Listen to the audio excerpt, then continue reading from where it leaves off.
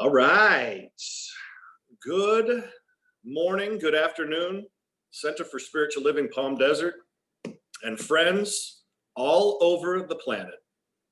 We are blessed once again to be together on this Tuesday morning. Jeffon will be jumping on here in just a couple minutes. So let's see. How's it going, gang? Huh? Keep the questions flowing. Keep the comments coming. I'm sure we'll have a robust conversation. Jeffon said he's got a number of slides prepared. So when he jumps on here in just a few minutes, we'll say good morning to him and kind of let him take the lead in the conversation today. More rich stuff in chapter 3, huh? It just keeps getting richer and fuller and more information. Being educated is a good thing. You know, we can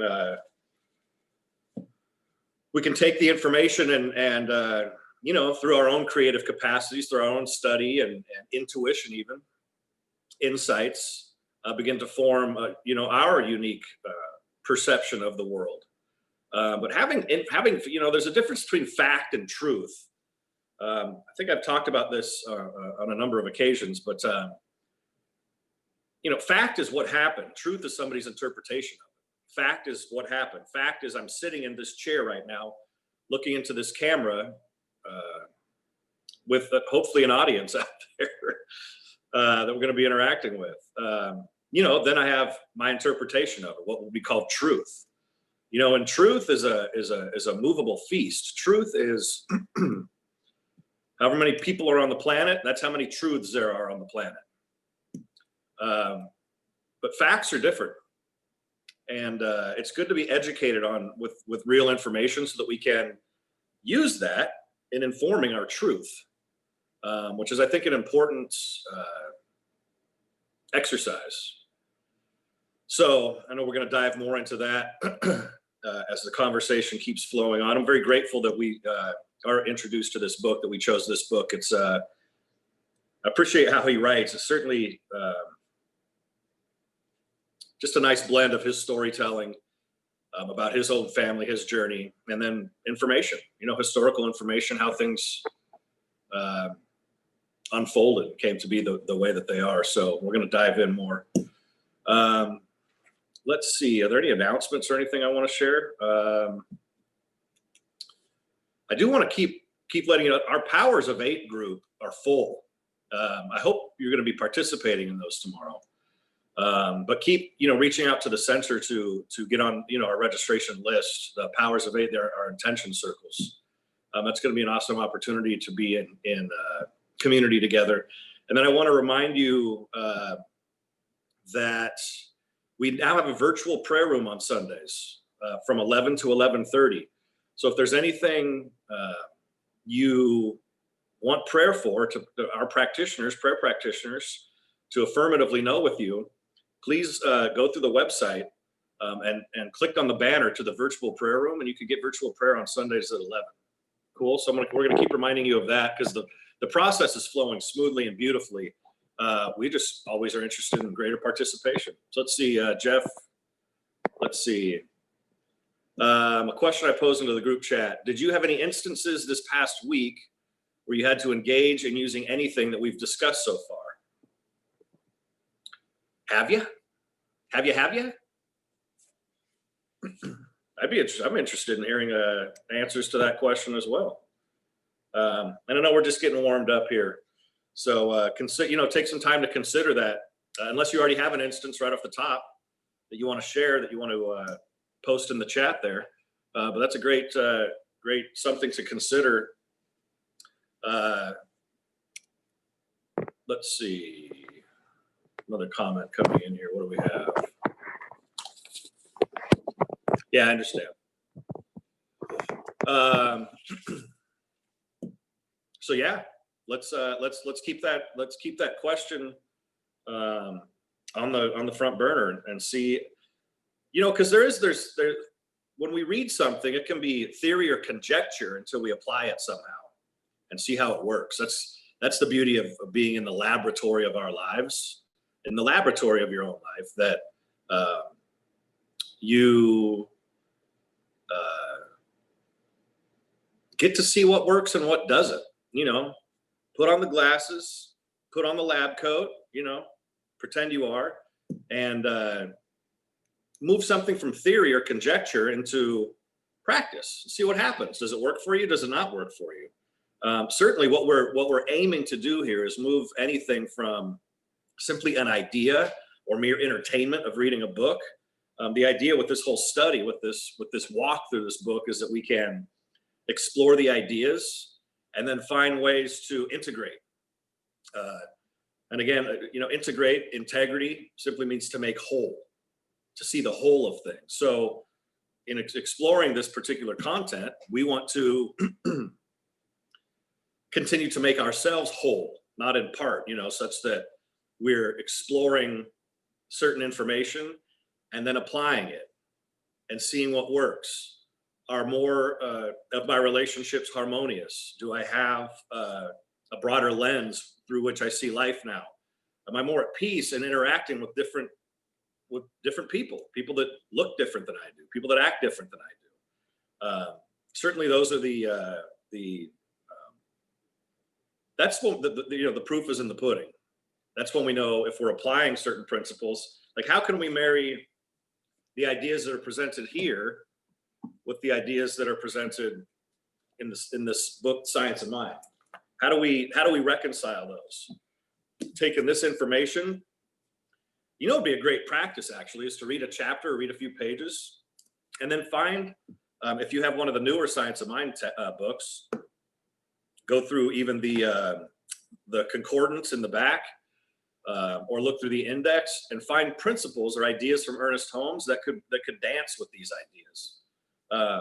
And I know a comment from maybe after the first week was, can we make sure and reference principle in addition to what we're reading here? But I think that's a great exercise for all of us to do, not just Jeffon and myself as we present to you.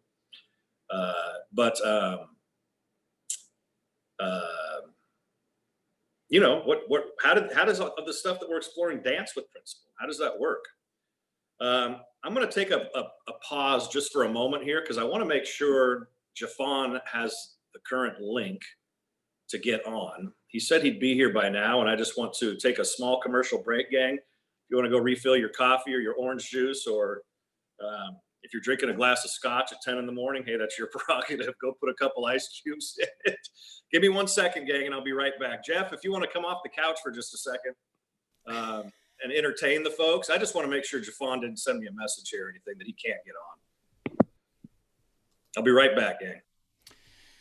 Well, I wasn't expecting to do that, but I'll tell you what, it was, I'll just give you a little insight.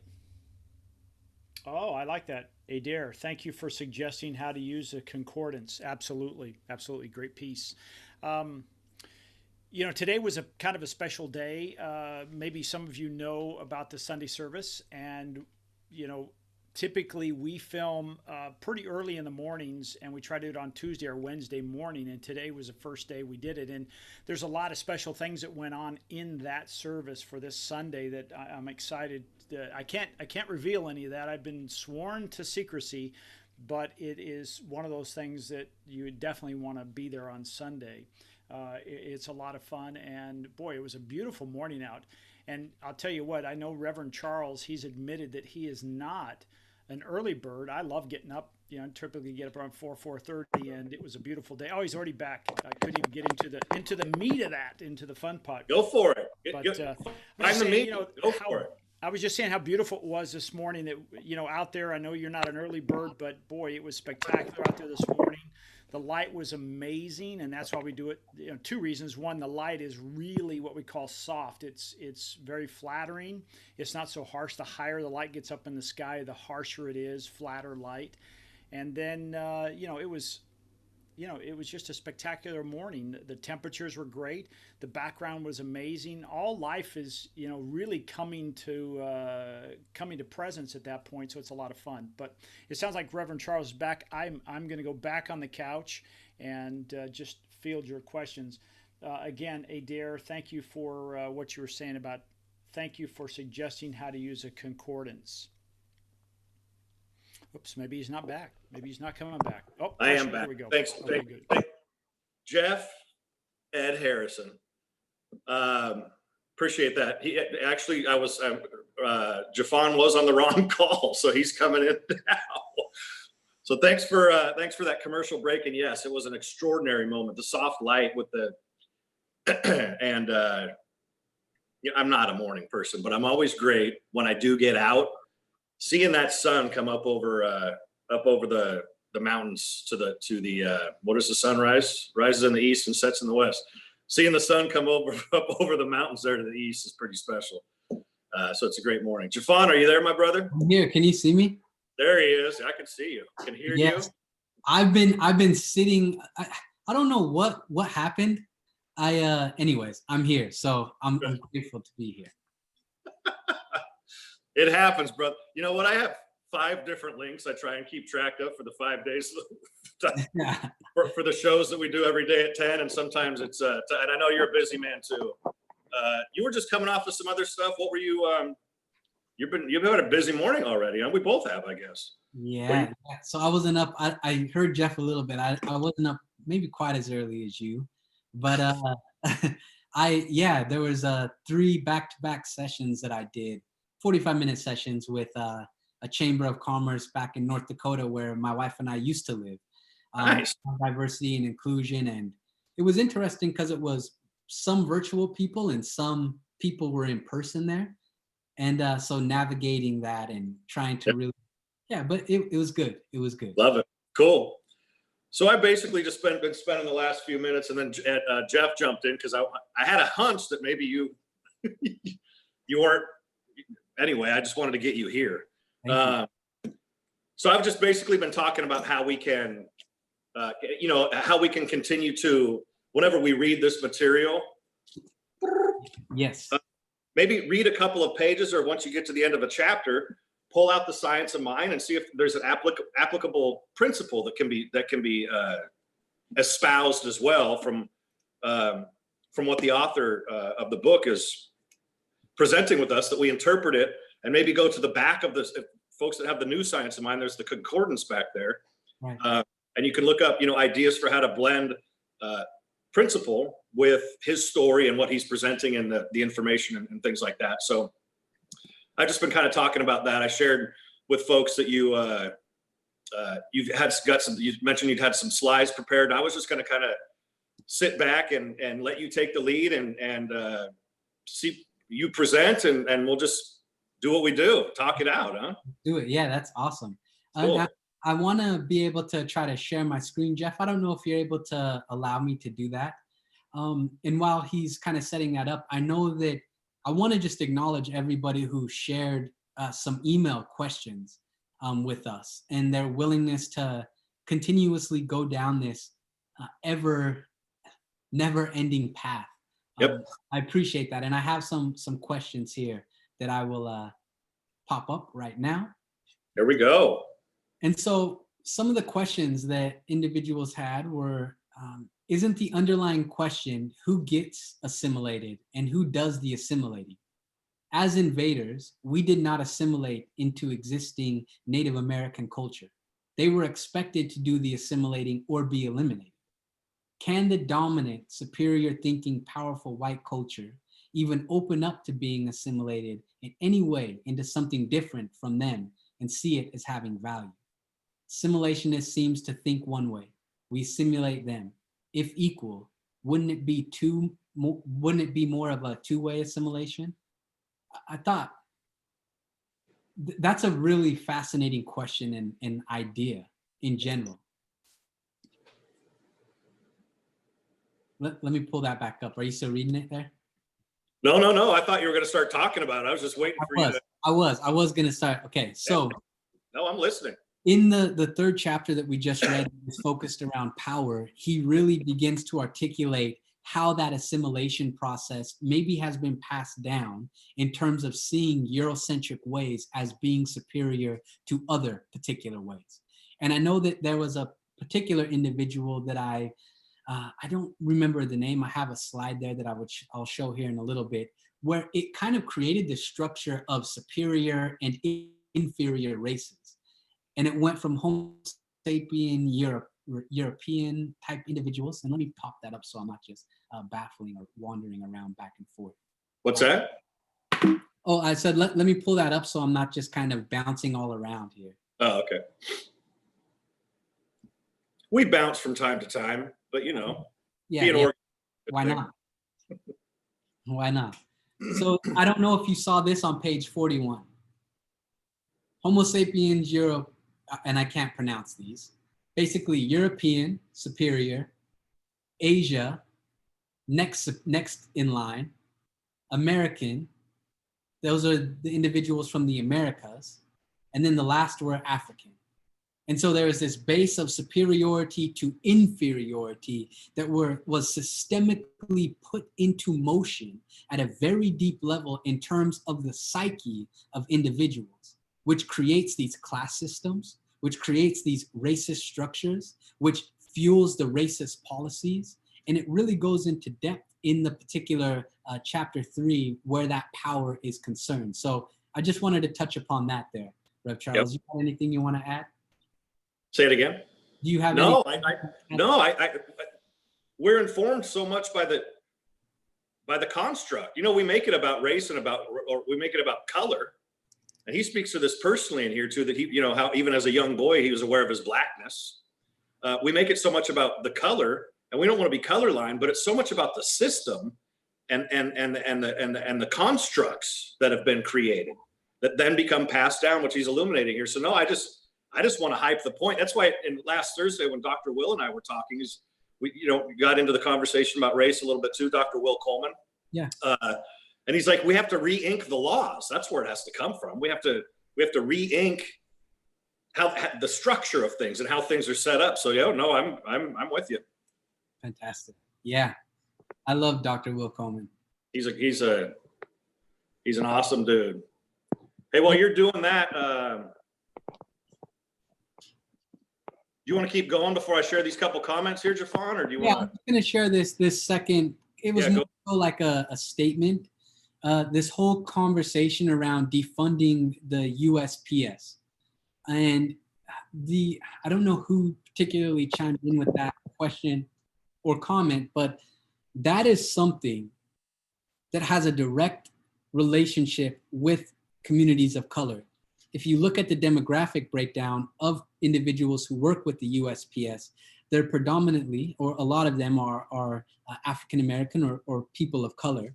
And defunding USPS is another, and I'm going to say it, perhaps a racist policy that is directly impacting individuals who have had an opportunity to kind of step up into maybe a middle class or lower to middle class way of living, and pulling funds away from that entity will have a direct impact on those communities that have been disadvantaged for quite some time, particularly putting into motion some of these rural areas. If we're talking about our indigenous brothers and sisters, where they don't have, FedEx isn't right down the street, right? Nor is UPS. And so anyways, somebody chimed in about that and how that policy, racist in nature, is impacting those communities. And I just wanted to bring some light. Well, when we start to, at the top of the show, I talked just a little bit about how important it is to educate ourselves. And when we start doing that, we can start to see where these types of things pop up. Our eyes open a little bit more. Right. Is there something deeper about the possibility of defunding the USPS? Is it just a business decision, or is there something else involved there? And that's what's important to investigate when we start to open up and see the system of things, the structure of things, the consciousness behind which a choice is made, ignorance or empowerment, whatever it might be. When we educate ourselves even more, we start to see we can become a healthy skeptic. Why is this actually happening? A healthy skeptic. Yeah. Why is? Yeah. Beautiful. So I see a few comments in the chat. Concordians, page 37, but for all of that life-shaping power, race is a mirage, which doesn't lessen its force. We are what we see ourselves as. Sounds like Science of Mind to me. Yep.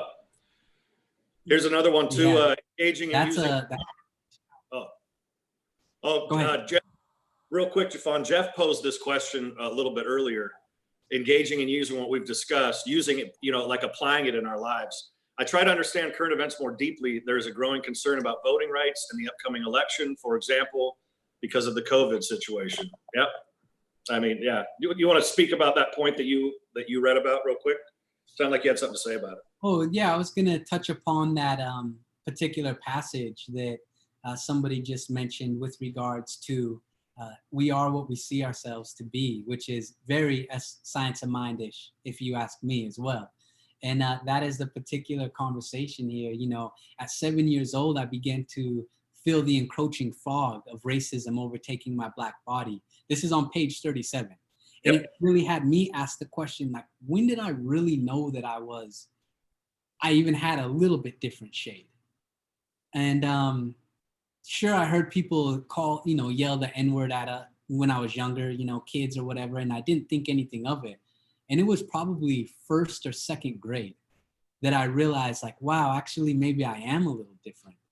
And it's like it overtakes us. And I often wonder, on the flip side, is it the same for people who are Caucasian? Do they see their whiteness at a young age, or does that even come into the mind? Or is that, and I'm interested to hear your thoughts about that. Did you ever experience it when you were young, like, wow, I am white? I'm interested to hear what I have to say about that too. I don't have a recollection of a particular moment. I know that the school that I went to, I grew up around all sorts of different colors in school. I can't remember a time where I realized, whoa, I'm white. Now this is going to be interesting for my daughter too, though. Yeah. So she's lives within Mexican culture as well. Her mom's part Mexican, and so and the family is kind of just it's the family. It's this part of the family. Yeah. And so my Julia, my daughter's mom, calls her Weta.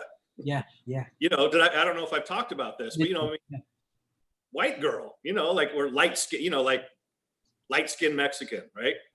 And did I say that at one point that I shared that one year or two ago, she said, "Mom, what does Weta mean?"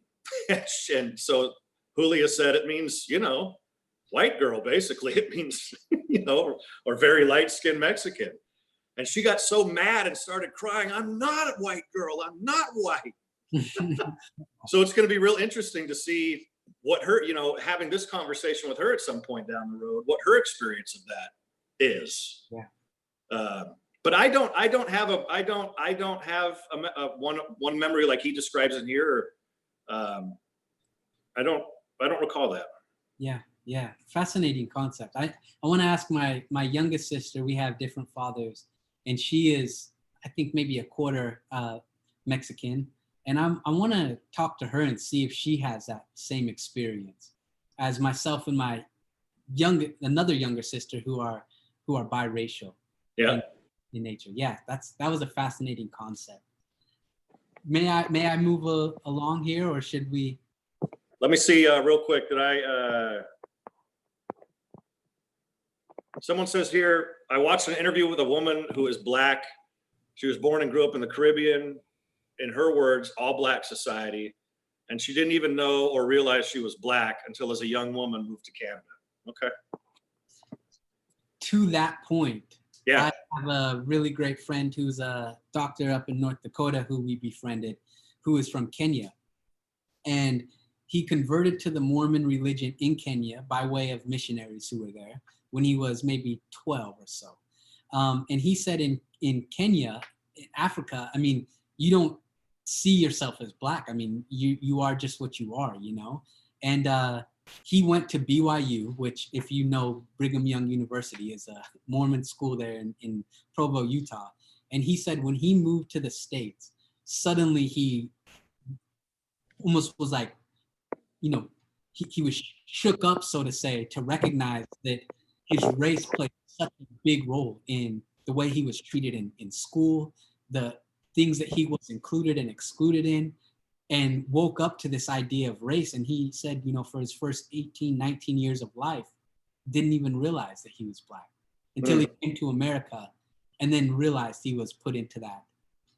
But what's fascinating, then we have this conversation, is that he can trace his roots back to Kenya, to the mountains of Kenya. And he still has his language. Whereas my father's side, African American, and he talks about this in the book when he talks about Prince Henry. My father's last name is Lee. My grandfather was in Pine Bluff, Arkansas, where he grew up, African American.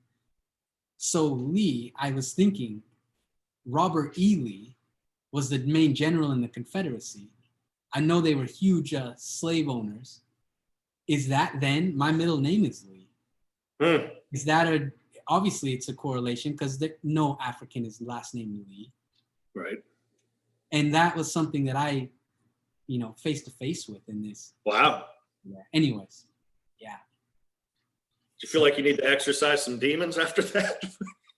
Man, you know, I like the rhyming nature of my name, Jeffon Lee Seeley. Absolutely. That's beautiful. I'm like, you know, Lee. I don't know. No, I mean, this is what part of opening our eyes and educating ourselves, right? Yeah. Just and seeing who we are, but we get to determine that. We get to choose too, especially those, you know, that as we awaken, we realize how much power we have in the moment too. That's principle as well. And Right. From that awareness, we get to choose consciously, right? So, yeah, amen.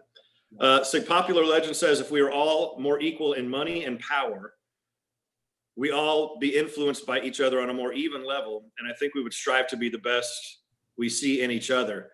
I have a tendency to agree with that in principle. But again, we're dealing with individualized consciousness as well. And so in order to be equal in money and in power, or to experience a greater equity, there has to be an awareness of the discrepancies that exist in consciousness have to be healed, because what we know in principle is everything's created for always twice, first in consciousness and then in form. So for there to be a greater equity, I think what we're talking about right now is healing in consciousness, waking up in consciousness, in our thoughts and our beliefs, in our relationship with ourselves and our relationship with life, so that then we can presence a greater equity. Right. And what's fascinating to that is he talks about this idea of racist power, and it's really in the self-interest of a few who see themselves as superior and are able to exploit those that they view or put in policies who are then seen as inferior to capitalize off them. And that in turn creates a huge inequity in terms of money, in terms of power, in terms of influence or affluence. And it's trickled down all the way to this current time here today. Yep. And we're the ones working on it, gang. If you're on this call right now, we're doing it.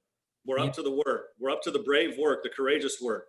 Dang, I was something else that after our show last week, I keep referencing Dr. Will and my time with him because it was just so rich and powerful. And we got on the phone afterward, and and I said someone posed the question and was it posed for somebody from or no, it was part of the assimilation. Can the people that are in the white power, or the whatever white power consciousness, or the whiteness that creates such inequity? Oh man, how was the question posed? If you pose the question, will you pose it again? Something about is there a willingness to actually relinquish power? Like if you're in a position of power, what makes one willing? Is it even relinquishing it, or is it just sharing it? It's not even relinquishing power. It's not giving up your power, but it's realizing that not another types of people or peoples need to be powered over, Right. need to be, powered on. That I know that's kind of a gross use of the English language there, but just underneath the thumb that we can all be invited into sharing power, because there's not a limited amount of power. Yeah. It's not a limited amount in an infinite universe. There is just power or life. And again, to me, it all rolls back to the word that we use so much, which is consciousness, and to get right.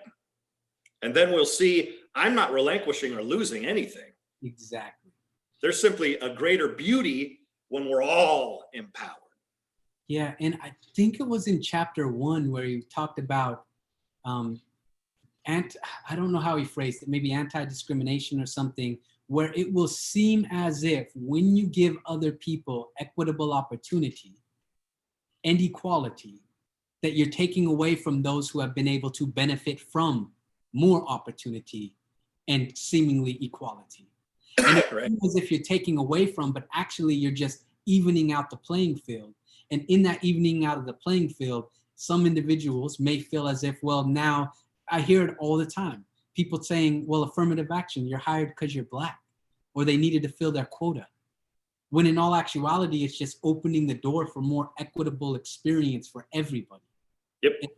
Anyways, Yeah. I'm with you there. Right on. Do you want to keep going?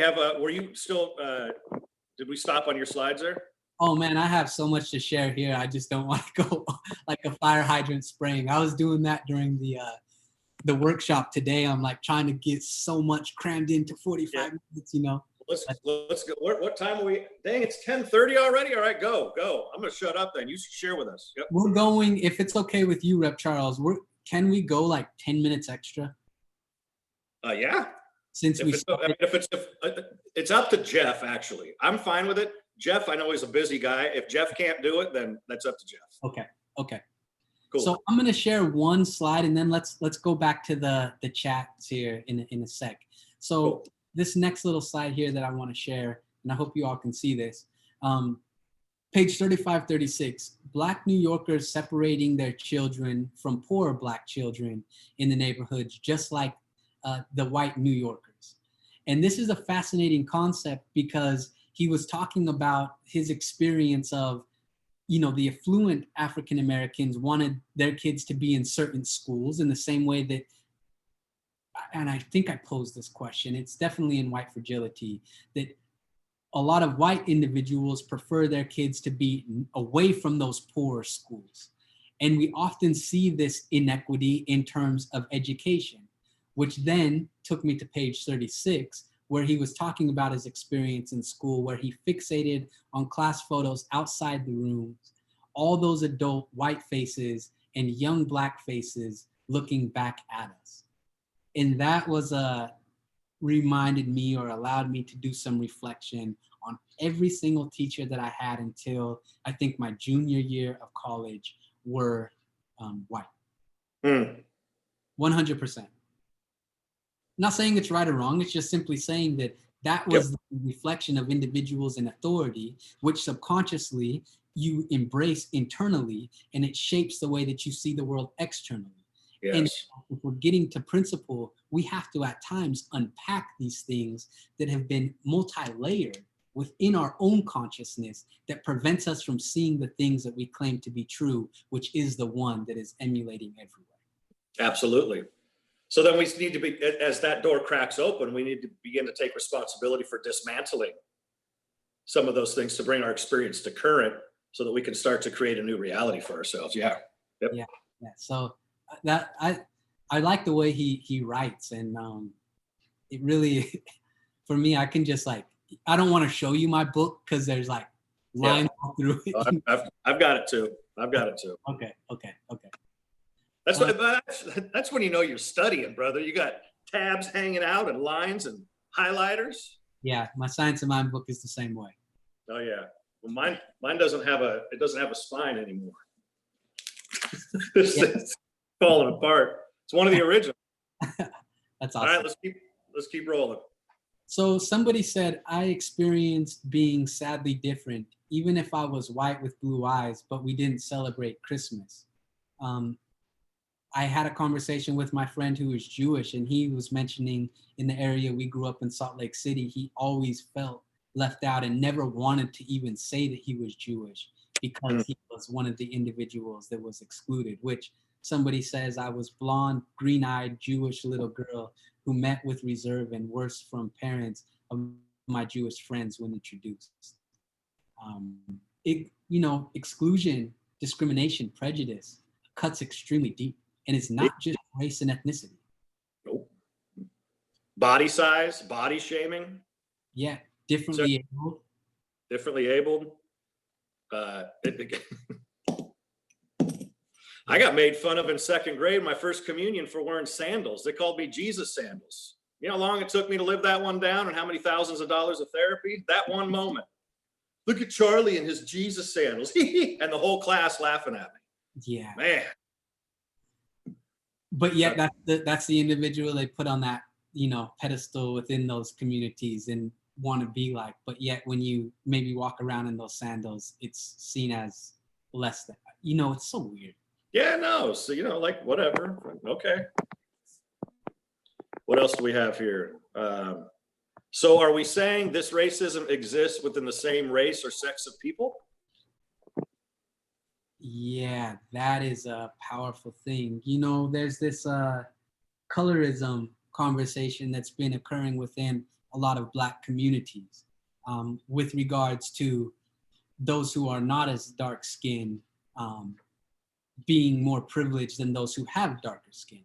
And I think I've mentioned to you, Rep. Charles, when I moved from Seattle after college to Atlanta, and I made a lot of friends there who were much darker than me, I actually started experiencing privileges that they didn't experience in terms of the way that I talked, because they considered the way I talked more proper, my lighter complexion.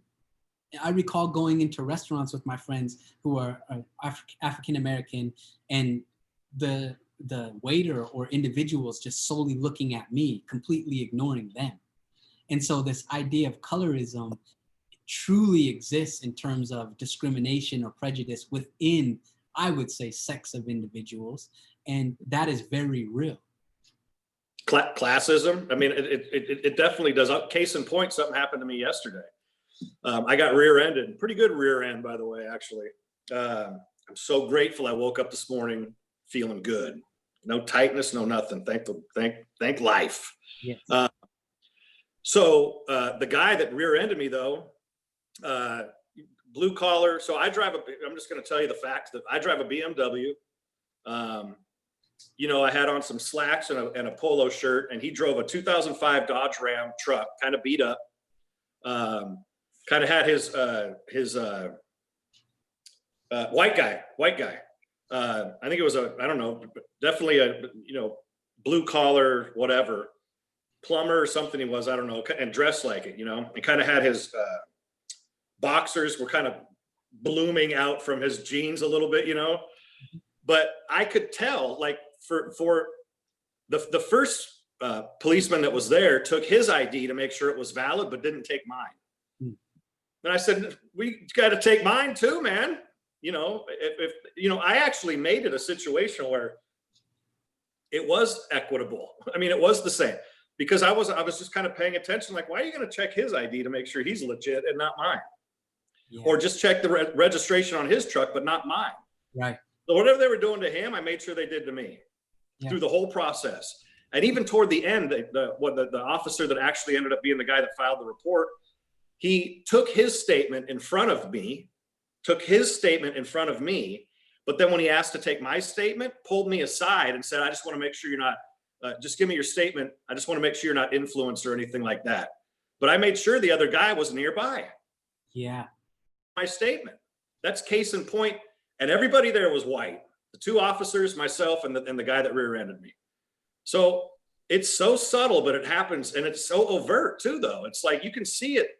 So the long story, short answer, yes. Yeah. Thank you. Someone's saying something. There's a point here. I was 53 the first time I entered a Black home. I had never even considered the fact I grew up in an all-white community, attended an all-white school, etc. that authentic human interaction with people of all different kinds. I mean, my mom lives on the outskirts of a reservation down by Lake Havasu, and there is this concept around the indigenous community there that you don't go where the 100 homes are, which the government built for them after obviously they stripped their land and did everything to them. And there's this idea that don't go there. And we were down there just visiting my mom, and my wife is half Native. And so we made it a point to drive through. And the thing is it mirrors exactly the reservation that she was born on in South Dakota. It is fascinating. But anyway, so yeah. Yep. So. Yep. Someone else said, Reverend Charles, is this something that happens? What's it say, Jeffon? Can you see? I'm kind of toggling back and forth here. Is this not something that happens, unfortunately, every day with all of us? A lot. No doubt about it. Yeah. But again, it's like, it would have been easy for me to leverage that situation. Yeah. Really. So does it happen a lot?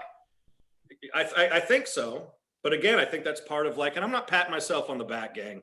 Jeffon, I'm not, it's just something that happened and my experience of my truth with it. Understood. But again, like it's one of the things that it's one of the ways that we can start to, if it does happen to all of us every day, I know it happens everywhere. It happens a lot. Yes. I can only speak from my experience. Yeah. But I've heard stories and things, but it's like one of those ways that we can start turning the tide, turning things.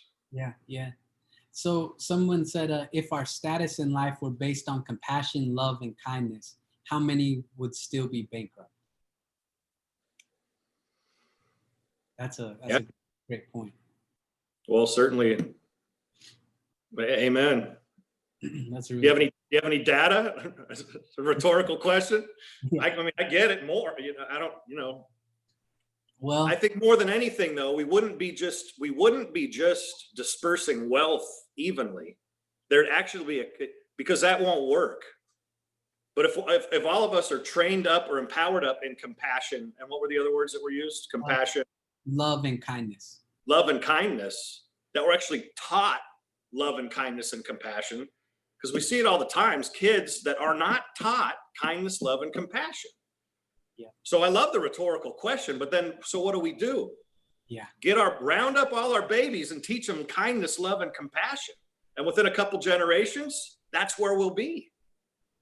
Yeah. And perhaps maybe beginning the process of looking within ourselves and recognizing all the ways that we prevent love, compassion, and kindness from occurring.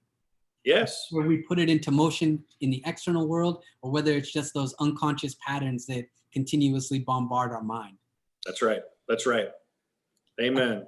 Because Ernest Holmes always talks about redirecting, or at least being aware of, I don't know the exact words, but being aware of the mental patterns and recognizing the mental equivalents that ultimately then produce the external results. Yep. And it's not just words, because a mental equivalent means if you are continuously feeding yourself non-compassionate ideas, that is going to be what occurs in the external world. Yep. And anyways. That's why, I mean, it's like our capacity to witness, I hope this is going to make sense. It freezes life into place. So how are you witnessing it? From what lens of perception are you witnessing? Because then you freeze it into place. Right. With whatever it is, your bank account, the status of your relationships, et cetera, et cetera. So yeah, it seems like a lot of, you want to keep sharing? There's a lot of chat pouring in here now. I know. These need to be like a 4-hour conversation. We can never reap what we do not sow, period. Yep. Reverend Charles has a good point. Well, thank you very much. In the traffic, just stop there. That's right. In the traffic, exactly. In the traffic accident, he was given an opportunity to leverage the situation to his benefit.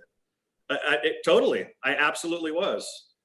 It is subtle and happens often. Sometimes it is just that simple, being the one who is given the opportunity to be heard while others are closed out of the conversation. Exactly. Yep. Yeah. Yep. I'm going to share another slide and then we'll jump back into the chats because let's do it. So this was the point that somebody mentioned fairly early on. It's on page 37. We are what we see ourselves as. Whether what we see exists or not, we are what people see us as, whether what they see exists or not. What people see in themselves and others has meaning and manifests itself in ideas and actions and policies, even if that they are seeing is an illusion. Mm-hmm. That is a deep point. That is a really, really deep point. But, and again, I think it comes So- back, just real quick, Jeffon, consciousness is cause. Whether it's a mirage or not, if you choose to see the mirage, like he talks about the mirages in here, Mhm. if you choose to see and engage with the mirage, you make it real. Right. Yep. Yes. So true. So true. Yep. So this is a point that I guess I mentioned to you at the beginning. On page 38, he said, seeing myself as black, went on, do white people identify as white? It is a racial crime to be yourself if you are not white in America. It is a racial crime to look like yourself or empower yourself if you are not white. And we see this in terms of Black reliance issues in the past. Native American Indian movement, when they stepped up and they were categorized, and individuals who led that movement are still in prison. We see that in terms of Black Panthers, who were made to be a terrorist group in America. We see that even when Muslims or Islamic individuals or even Sikhs step up to do a lot of things, they often have to prove that they are doing, or what they are doing is not criminal activity. Fascinating point. And then he goes on to say, it is one of the ironies of anti-racism that we must identify racially in order to identify the racial privileges and dangers of being in our bodies. Mm. It's like just existing, just to exist. Yep. And I want to just park on that point, that this is why colorblindness can be so detrimental in the whole anti-racist concept. Because if we are not willing to recognize perhaps the privileges and the lack of privileges that exist for ourselves, then we are completely reinforcing what currently exists, because we are not actively taking a role to go in an anti-racist direction. Which brings us back to that point again, there's no neutrality. Yeah. Yep. So last point I'll share on this, and then we'll jump back into the chat, is cool. Race creates new forms of power. The power to categorize and judge, elevate and downgrade, include and exclude. And that's kind of going into this racial hierarchy, which I will pause here for a moment, and then let's jump in the chats, and I'll come back, because I think this Prince Henry conversation is extremely rich. Yep. Yeah, I do too. Let's not make a let's not skip over that. Okay.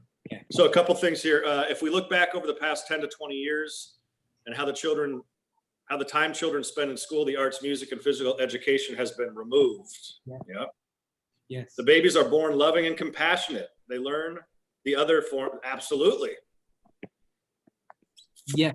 And remember, in the last chapter, he said we can easily focus on the deficiencies of people and completely ignore the deficiencies in policy.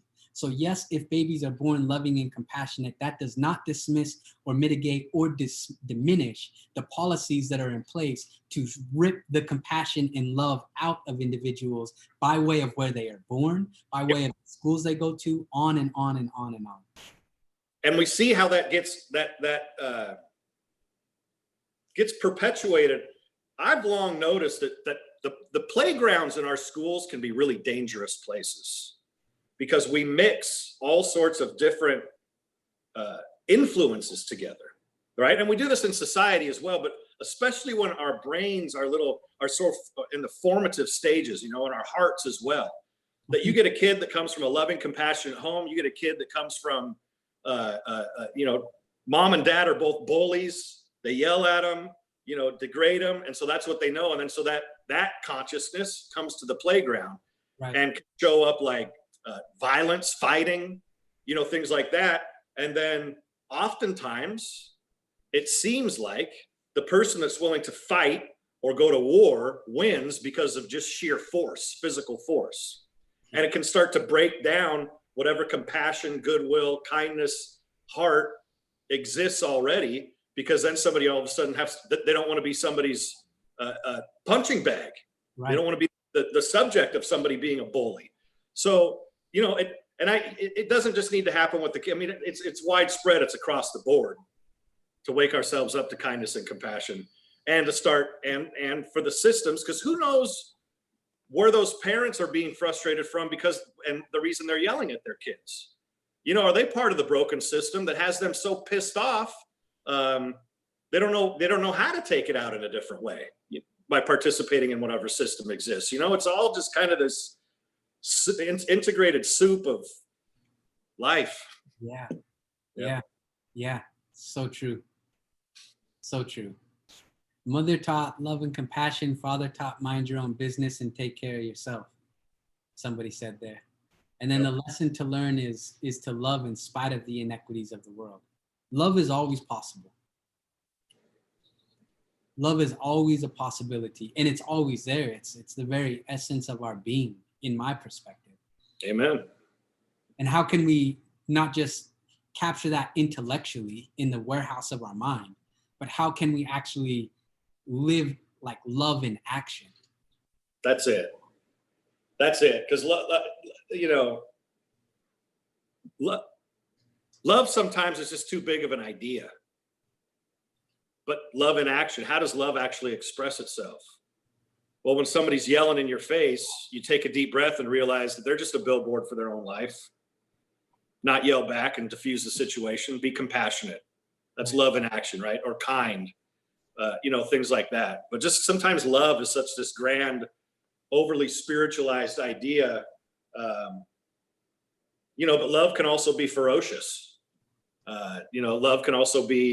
Love can have claws sometimes, not harmful claws, but claws nonetheless, So I want to make sure we get to your that last piece that you want to discuss, though, because we're already coming up on it, man. Yeah, time flies, huh?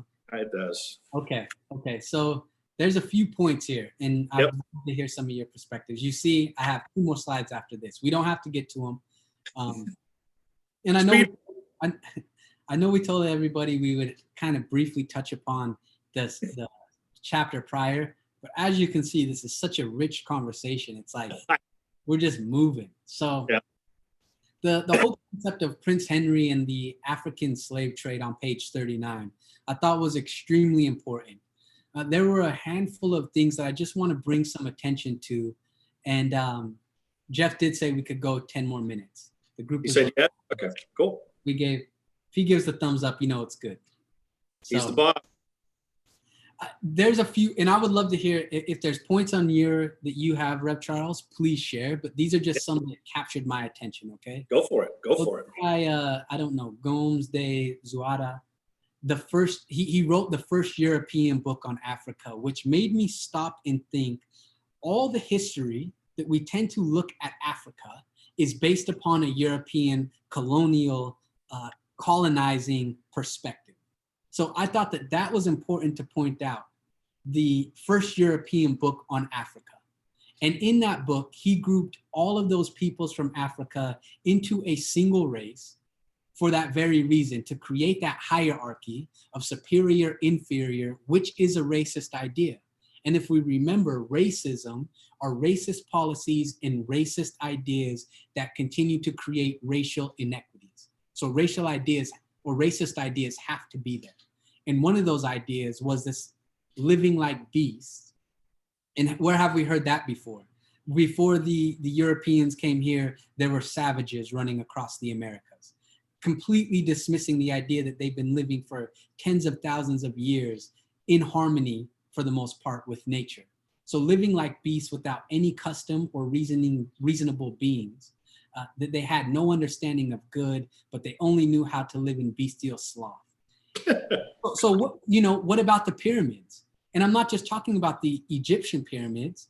What about the pyramids in Sudan, in Uganda? What about the sacred architecture in Ethiopia, or even going down into Congo? There were empire there, Mexico. all over that preceded European huge structures. Anyway, so yeah. I thought that that was a very interesting point of how deeply ingrained it's been in our history, in our education, in the teaching that we've been receiving from a very young age, that embraces this hierarchy that is described back in the 1400s. Amen. You want to keep rolling, brother. Keep rolling. Okay. Sometimes I get going and I'm like, let me take. No. I'll if I have really something to say, brother, I'll talk over you. Sounds good. No, maybe is that case in point of exactly what we're talking about right now. Oh, here comes the white man. Here he comes again. Reaffirm what I just said. Reaffirm what I just said, please, sir. I think I mentioned that in the past, like this idea of, being this like chameleon and realizing that in order to make it in the Eurocentric business capitalist type world that we're in, there is a part of me that is always not yielding all my power, but like stamp of approval from these individuals in power, so then I can proceed forward. Yep. I don't. Anyways, that's I get it. I mean, that's all part of it. It's absolutely the subtleties and the ways that it show up. Yep. So page 41 and 42, this Nomes de Zuada, the greater part of whom were turned into the path of salvation. Okay, so he talked about 927 slaves that were brought from the sub-Saharan Africa up into Portugal. And in this whole guise of slavery, they were saying the vast majority of them were turned into the true path of salvation, which ultimately began the process of weaponizing religion. So much so that this was an achievement that was blessed by successive popes, which means that it's so ingrained then in a particular Christian path, Catholicism, which was one of the main weapons that they used here in the Americas in terms of, turning these savages into civilized people, that they may be deeply ingrained, saw themselves in such a superior way that they had to bring salvation to individuals who by virtue of their being were not worthy of being on that path of salvation. That is a profound idea that then captures this racist power, right? Because they were superior, that then created racist policies. We have to help them. We have to do this for them. But it was really out of raw self-interest because they were able to capitalize on the system. So they were incentivized to do this. And the racist policies then necessitate racist ideas to justify them. So why are we doing this? Why are these racist policies in place? Well, because we're superior and we have to move them towards this path of salvation. Or going back to the point earlier, we have to assimilate them because our way of being is right. I mean, no, I don't want my kids going to San Bernardino High. Why would I ever even think of that? That's a bad school. Yep. I want my kids in this little charter school, whatever the case may be. And it's all races that may think these type of things. But these are ideas that perpetuate the racist policies, which continue to fuel the inequities that are experienced. Right on. You're on a roll, brother. Don't stop. All right. Don't tell me that. No. Hey, let's not forget I'm still the host. You restricted my screen sharing, everybody. No, I'm just joking. So then the root of the problem has always been with self-interest of racist power, is what he's saying on page 42.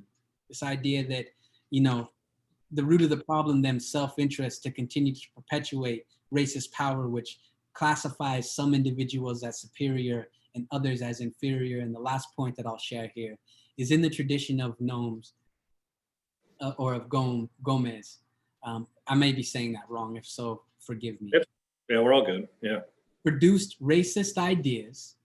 Remember, racist ideas is viewing one race as superior to another to justify racist policies of the era to redirect the blame of that era's racial inequities away from those policies onto the people, which goes back to recognizing the deficiencies in people more than we recognize the racist inequities around those racial policies that perpetuate the idea of racism that we so desperately are seeking to dismantle. Amen.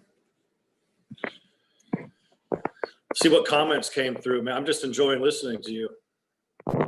So somebody said here, recently heard a great quote, "Show me your religion before you tell me about it." Yeah, right? What is it? Show me your religion before you tell me about it. Right? How do you live? You know, if in the Bible it says, you know, love all people, or have love and respect for your neighbor and honor God, those two things, then there would be no need to go in and try to assimilate or colonize or, you know, bring our particular ideas on anybody, because we love them. And if we honor God as principle, then we inherently love all, not just humans, not just our fellow brothers and sisters, but even the sacred earth that is spinning beneath us. So those two concepts in itself, love your neighbor as you love thyself, but if you don't have love for self, then maybe that's an issue. And loving God, I mean, that sums it all up, right? Yep. And when we bring it into our particular cosmology, all of that is one thing. They aren't separate entities. They're not separate ideas. Right. One thing expressing itself in myriad forms, but it's still one thing. So,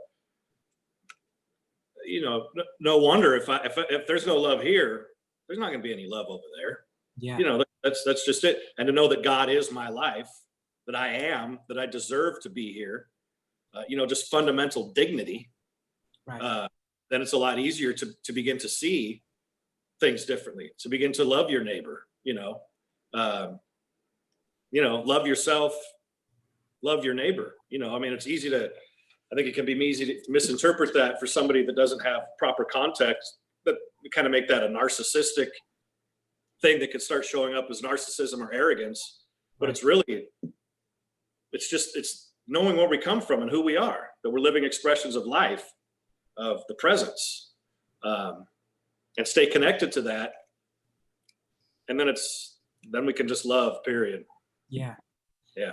What are your thoughts about that chapter? How did you enjoy it? How did I enjoy it? Did you enjoy it? What I appreciate, and I shared this at the top of the show, the information, the facts that he brings. I appreciate being educated. I love how he weaves his personal story through, you know, first day at grade school and his interaction with the teacher. And it says at the end, why there's so many black students here, why aren't there more black teachers? Why aren't you, you know, and I love his story, but I also love, like you said, in the through line on your slides, of how things came to be as well. Right. You know, the first book on just the academic, the educational pieces, I think are what really turned me on about this particular chapter. Yeah. Because then what we have the capacity to do, as I was sharing, is bring the information, the facts, metabolize it, and then inform our truth to a greater extent. You know, to continue to make that distinction between what a fact is and what truth is. Right. That here are facts, how things unfolded, and then to integrate that into informing our truth, so that our truth individually and thereby collectively can become more life-giving as a whole. So what are some things that you think that, just as an idea, that we could begin doing from this time until we meet next Tuesday, for all of us, just to kind of, you know, keep at the forefront of our mind? Obviously, the principal ideas of, you know, the infinite is everywhere. I'm one with the infinite. It's breathing me. It's flowing through me. It expresses as me, as it does for everybody else. But I mean, what are some other things that you think that, And realistically, that's the main thing. But what are some other things that we could maybe park in our minds as we move through this week? Well, whatever we park in our minds, I think it's actually what it would be powerful to do. I like the idea of putting ideas in conspicuous locations. Okay. So whether it's, taking a principle out of Science of Mind or a great idea out of this book that really got you, that's something that you can work on and create just some sort of statement about it, or maybe it's a literal quote from the book, write it down and, put it on the refrigerator or put it on your vanity or your mirror, start to put these ideas in conspicuous locations so that we don't forget about them with the troubles of the day or the pressing issues that are facing us, but we still have room within our mind, within our consciousness to still work on metabolizing these things, integrating them, working on them. It could be another reminder that before I go in the grocery store and I know I'm going to interact with different kinds of people, I still have this idea on the front of my mind of how I want to practice just for this exercise of the next 20 minutes being in the grocery store. Yeah. To practice. So I'm a big fan of that practice. That's awesome. Yeah, that's a really great one. What do you think? Yeah, I think that's fantastic. I mean, I liked your story. I mean, I didn't like that you got rear-ended, but I liked your story. And I was hoping you were going to say, what would you think that this individual will look like? If you describe a car, boxers hanging out, driving it, what's the image that comes to your mind? I thought that was an interesting thing that I can even go within and look and think, how am I creating these, allowing these stories to weave into my experience? Yeah. That classifies or puts people in certain boxes. Yeah. We should be boxless. Well, I wanted to tell all the facts up front because I actually wanted folks to know, it was to what we're talking about, to the question of, do these things happen within a particular race, within a particular color of people? Right. So that's why I wanted to share that, just to underscore the point that, yes, absolutely it does. And I'm kind of, go ahead. No, thank you for that. There's a few things that a few people chimed in here. I can't believe that time flies by so fast. I know, we're already there, aren't we?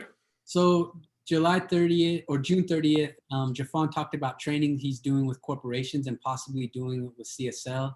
Have I missed hearing about this opportunity being offered? Rev Charles, you and I should chat offline about how maybe we can align something with the CSL Palm Desert community around this, particularly as Popular Legend said, we need to recognize our own bias, not just see it outside of ourselves, and really dive into that topic a little bit more if you're interested. And then please say a few words about Linnaeus. He created hierarchy. We are still influenced by one of the most central concepts of racism. I believe that's on page 41. And I did share that. I don't know if you were able to see, whoever asked that question there, this whole concept, Rev Charles, and I know I mentioned it to you. Yeah. Homo sapien europaeus, top of the hierarchy, Asian, next down, Americans, next down, and Africans, the final one. And that hierarchy that is still deeply ingrained in the race conscious of our species, of our brothers and sisters, that is very much there. And so to dismantle things, I mean, we're dismantling things that have been passed down, not just from our parents, but I mean, we're talking hundreds of years. Yep. Long time. Long time. And that makes, that makes, there's this, I heard once that there's this idea in recovery circles that it was a long walk in, it's going to be a long walk out. Because, and I don't know that necessarily has to be truth. I mean, maybe it was somebody's truth, but just to see how deep these roots of these things go is a reminder to me to have compassion for ourselves while we're untangling, while we're having these conversations, while we're humbled by, our willingness to change, to be different, just to allow the walk to happen and be compassionate and loving toward ourselves while we are willing to dismantle these types of ideas, like the person just referred to. Yeah, it's going to take some time. Yeah. So What else do we have? two more, and then we can close it out. How about watching our life experiences this week and recognizing our own unconscious bias? Name it and share it. Yes, often with unconscious bias, we don't know what we don't know, or we're unaware that we're unaware. So if we're willing to take those steps and acknowledge those counterproductive beliefs that exist within ourselves, and courageous enough to shine a light of conscious awareness on it, and maybe even grab a little note paper and write it down. And that's something that I'm always open to share. And finally, they said, look at the descriptions for each category on yes, that's absolutely horrifying, which I would agree. Well, it is. It's gross. I mean, come on. This Carl Linnaeus, this guy, he was an idiot. All right, he was asleep. And forgive, here's the minister. I'm dropping the hand, but if you look at that, I mean, come on. That's ignorance at its you commenter, you had the word horrifying. It's horrifying. But that's why, would you agree, Jeffon, that we need to look at the horrifying aspects of history in order to reconcile them? Yes. Because we need to look at the roots of where things come from to actually, because maybe some person out there needs to be horrified to move them into action. Yes. To move them into change. You can't ignore it away. Yep. So may I quickly share, if you all have questions or concepts or ideas that you would like us to discuss next week, please email the center, info@cslpalmdesert.org, correct? You got it. We will create a slide to kind of touch upon that at the beginning. Thank you all for your patience. I know I was a little late here today. Rev Charles, as always, I love you. Namaste. Thank you for everything that you're doing and for these conversations. I mean, I look forward to this every week. And for you, do too. Dr. Joe, to open the door for me to be able to be here and share this, and everybody who's chiming in. I mean, I really, really appreciate all of you. And I do too. Yeah. Doing this work with you all. Thank you, Jeffon. And we really appreciate you too. I would say without exception, I don't know what happens often with the Sensational Six on Wednesday, but this garners the most comments that it kicks up the most dust. Maybe it's because it's the most challenging one. It's the one that we're actually doing some heavy lifting internally, confronting ourselves, but definitely the comments that come in and the participation is definitely, people are actively involved with this. And I know I appreciate the excellence you bring, your preparedness, your consciousness, your willingness to be in the conversation with me and with all of us. And I know I look forward to Tuesdays as well, my friend, big time. So the gratitude, this is gratitude flowing right now, baby. That's gratitude. Yeah. Thank you, brother. Till next Tuesday. Okay, gang, couple quick announcements for you. What day is it today? It's Tuesday. It must be Tuesday because I'm sitting with my brother Jeffon. Wednesday, tomorrow, Sensational Six are signing their letters of call this week, gang. So they're almost, they're right on the cusp, right? The what's it called? What is that thing? What is that? What? Roller coaster. Roller coaster. Oh man, I swear. They're right at the peak, about to head down. So we're working on finalizing all the letters of call. So you get to, I know they're excited about being called Reverend. Make them earn it. Make them earn it. All right. I always say it's the journey.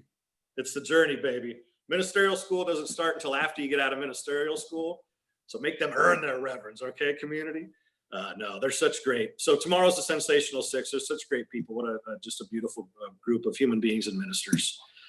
Thursday is I will be interviewing newly. So this is what's happening over the next few weeks. And by the way, for those of you who were here yesterday, William couldn't make it. We cycled him through to the end of the process. So he'll be with me on Monday, August 17th. But on Thursday, I'll be interviewing the one and only Gail Morton, one of our graduates, soon to be reverends as well, who's a beautiful human being. We're going to get her to talk about herself. So I'm, working on some juicy questions to have some fun with that. And then Friday, Life on Love with me. Just again, the continued opportunity to get to know me as your associate minister during this, transition process. And ask me questions. I ask you questions. I'll share stories from my life just so you get to know me. Have a surprise guest pop in from time to time. Someone who's been influential in my life and family member, as you saw. When was that? Last Thursday or last Friday, Julia popped in for a couple of minutes, and that was a lot of fun. So that's good stuff. Meditation on Saturday at 10 o'clock. And then, of course, we've got another beautiful Sunday service coming your way this coming Sunday. And we keep rolling on. And I think most of you have received your mid-year giving statement if you're a member and on the committed giving.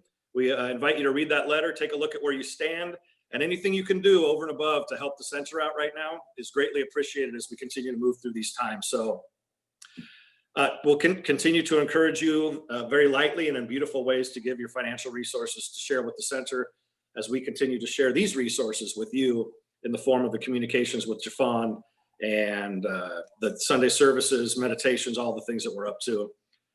So that's what's going on. And through the website, you can find that donate button. And if you've benefited from today, I encourage you to donate and share your financial good with us. And we greatly, graciously, and with a tremendous amount of appreciation, receive it as it empowers this community to do what we do. Jeffon, my brother, God bless you. Many blessings, brother. I'll talk with you soon, okay? Okay, sounds good. Everybody else, make it the best day ever. Peace and love.